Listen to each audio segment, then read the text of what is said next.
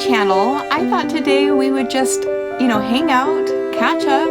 I had some coffee, so come join me, get a cup of coffee, some tea, whatever you prefer, and let's hang out, and I'll just catch you up on how my life has been in quarantine. So, cheers. So this week, it's Thursday. It seems like I make videos on Thursdays because it's the day that I have two of my appointments with my dietitian and my therapist, my eating disorder therapist. And it's just, I feel like I get so worn out that I don't have a lot of energy to do a whole lot of other things. So I kind of just take this time just to unwind and decompress, and this actually really helps me, just to be able to, I guess, just verbalize it to whoever's listening. Maybe I'm talking to myself, but kind of process what's been going on for the week. So what has been going on for the week? My appointments went fairly well. I just feel really supported. I think it's really important with your outpatient team to feel really supported, and they're on your side, they're your team, and I do feel that way. So I'm going to start with my successes this week first. So I followed my meal plan 4 days in a row. So I know it's only 4 days, but out of the week, and today I plan on following it too, so that would make it 5 straight days. So I think it's a great success. I also followed my recommendation as far as exercise and exercise restrictions, movement restrictions, which was a big thing because I actually got it reduced last week.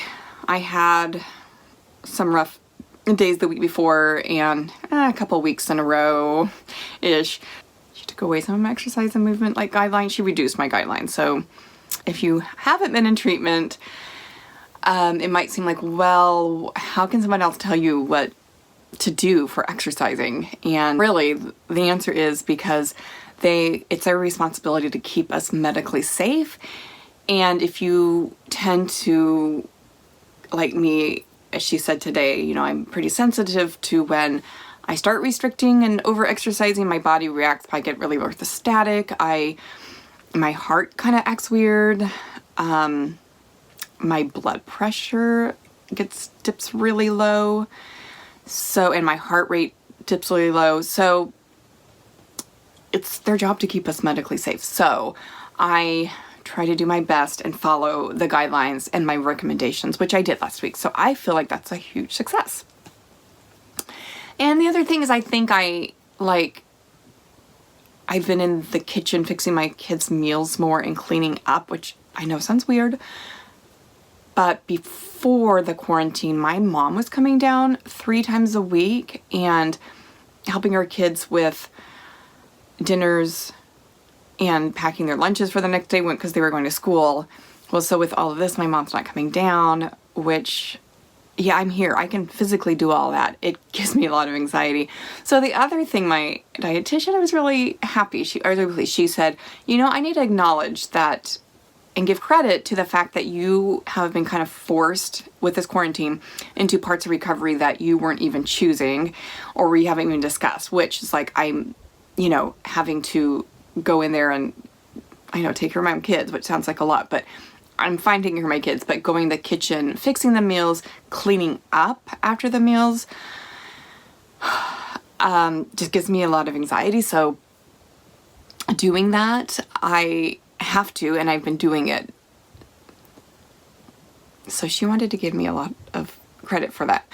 Another thing is I started this last week. I started teaching some of my private violin and viola students again, which is really nice. And I really miss my students. It's been really nice, being connected with them, even if it's just virtually. I'm teaching virtually, which is a different thing, but I'm comfortable with it.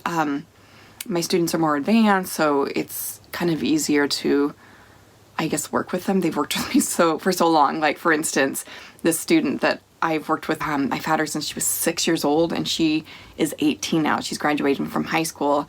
So to be able to spend some time with her before she goes off to college is really just precious to me. And it gives me purpose. It gives me a purpose that's different from the other things that I have going on. Let me go to some of the struggles that I've been having.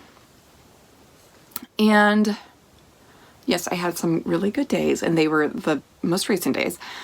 I did also have a couple of really rough days last week, and just the stress. I have stress, and I get it. All of us have stress in multiple areas, and we're all dealing with this quarantine, this thing that we've never had to deal with before. So I'm not saying that I have it worse or better than anyone else. I'm just saying that for me, my personal experience right now is I'm having stress coming from multiple areas, and it's my go-to to deal with stress is to turn towards my eating disorder behaviors, which for me is primarily restricting and exercise. So for me, we are small business owners. My husband and I own a small business. We actually have a couple different businesses within our business. So trying to keep up with a small business during this quarantine and shutdown of everything has been really, really stressful. And, trying to keep up with the regular day-to-day business stuff on top of keeping things running in a new way, in a virtual way. And I feel very blessed that we can actually run our business. And I know a lot of businesses can't run their businesses even virtually. So we aren't able to run 100% the way we used to, but we still can run. And everything's gone virtual. And just worrying and stressing about our dear employees and making sure that they're taken care of. And also our administrative staff, they are dealing with a lot of different change, and they get all the front end. So just trying to be, able to support them and help manage their stress, because it's a lot. But this is on top of our own stress, and then our employees and their stress. And we really want to be supportive of them, because we feel like all of our employees are like family, and we just really want to take care of them. The stress part, but obviously for financial reasons, we want them to feel stable and secure, and that's really important to us. So trying to take that on and just be providing for them is really important. And then making sure that even though we're switching virtually, making sure that we're doing it in a way that's the best possible for our customers, that just ensures everything to run the best in the best way that's for everyone in a lot of different ways.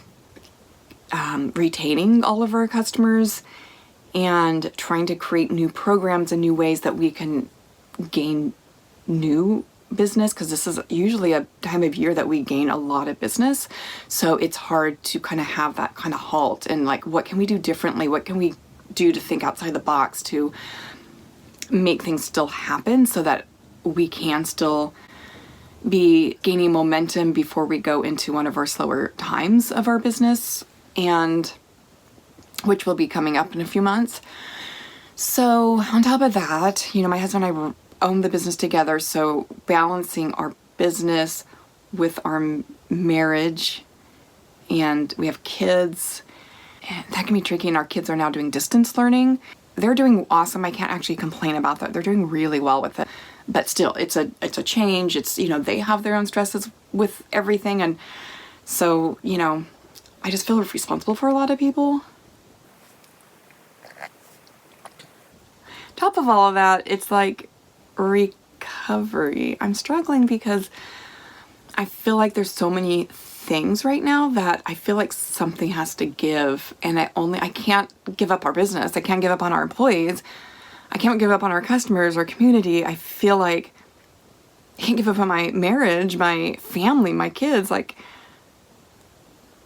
feel like recovery is the one thing, because it's the one thing that I feel like no one else is depending on. It definitely is very tempting. And if I'm in this much stress, I want to restrict. It makes me feel better in the moment. I want to go exercise and over-exercise because it makes me feel better in the moment. So trying to balance that, trying to just talk myself through the fact that I still need to be focused on recovery, because I can't do all the other things if I'm deep in my eating disorder. I'm telling myself that. I might not even believe it 100%, but I do trust my team. So I'm struggling, but I'm still trying my best to push forward and still be in a recovery mindset, even when I don't want to, even when I don't feel like it. And if anyone else is struggling out there, you're not alone. It's hard. It's really hard. Thank goodness for coffee though, right? Try to take in everything that I get from my appointments. Try to take in what I do last week and how can I do this next week better? How can I have a different mindset? How, what did go well? I do think that celebrating our successes is part of recovery. It's not just about working on what you need to work on or like focusing on what you need to work on, because that can be really overwhelming. But really, you're like, what did you do? What did you do well today? If it's in recovery, what did you do well yesterday or something this week? Certainly you can find something. If you don't have an eating disorder, or you're not in an eating disorder trying to recover, or you've already recovered, or you have something else, we all have our things. Whatever your thing is, whatever you're feeling bad about yourself, or about like what you aren't doing enough, or what you are doing that you don't think you should be doing, like what did you do well this week? Certainly you can find one thing and just hold on to that little nugget of hope, because we all need that, just that little bit of hope, just to remind ourselves that we can do this, because it can be so overwhelming that we just get kind of paralyzed and frozen and we end up not doing anything.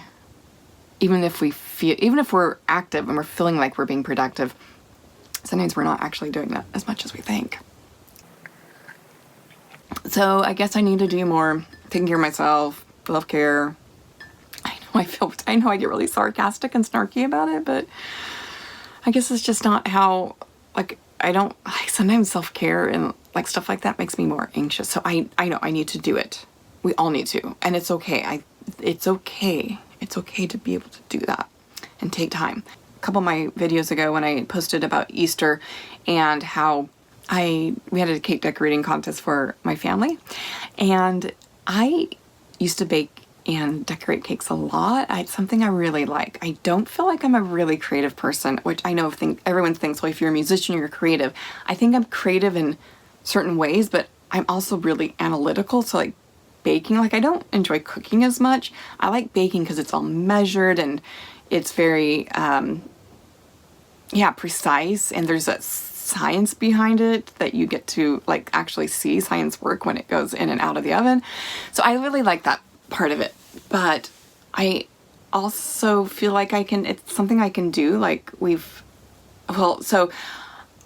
For our son's first birthday, our oldest son's first birthday, we decorated a cake, and my husband and I had never done anything like that before. And so then it turned out really well. We actually won a cake decorating contest. We sent the picture in and we won a pretty big prize. So the standards were set pretty high. The bar was set pretty high. We kind of were like, well, we're just going to keep up with this. So we haven't done much in the last few years because really my eating disorder has prevented me from baking and decorating. And so, but I decorated a cake on Easter and I felt like it looked really pretty. And I just was looking through some of the pictures of the cakes I decorated before, and there's a few that I was like, oh, I love that one. I want to decorate something like that again, or I want to do something different. And so I think I might do some more baking and decorating.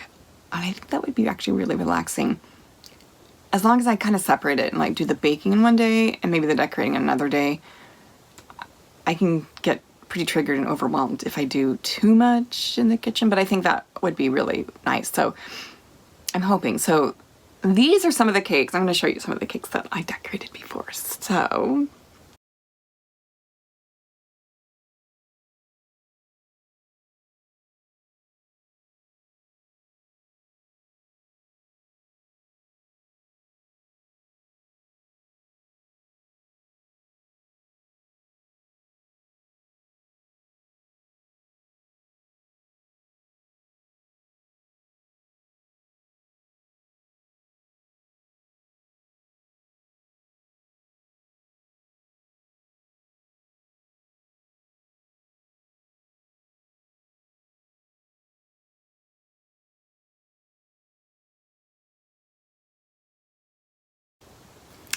yeah, I hope to be doing more and sharing that with you.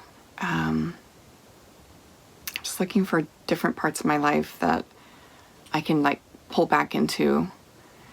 And I guess when you are used to being kind of overworking yourself, and just really pouring like I pour myself into my business, and of course, like my business is my baby. Like I had the business before I had my husband, before I had my real babies.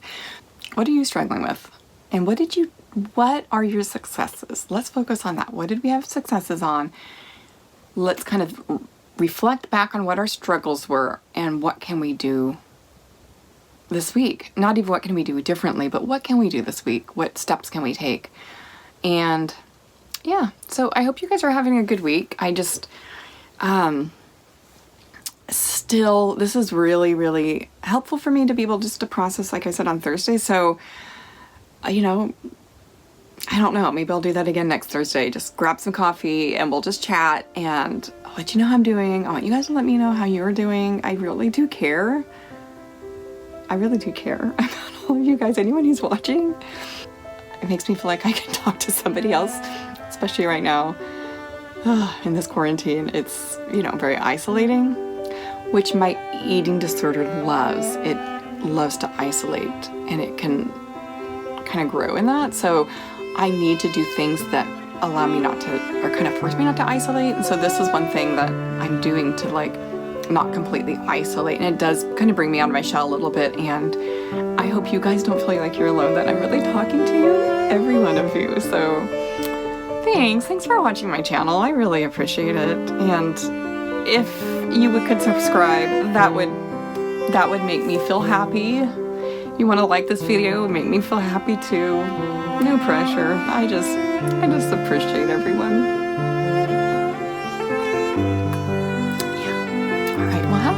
I will be checking in again.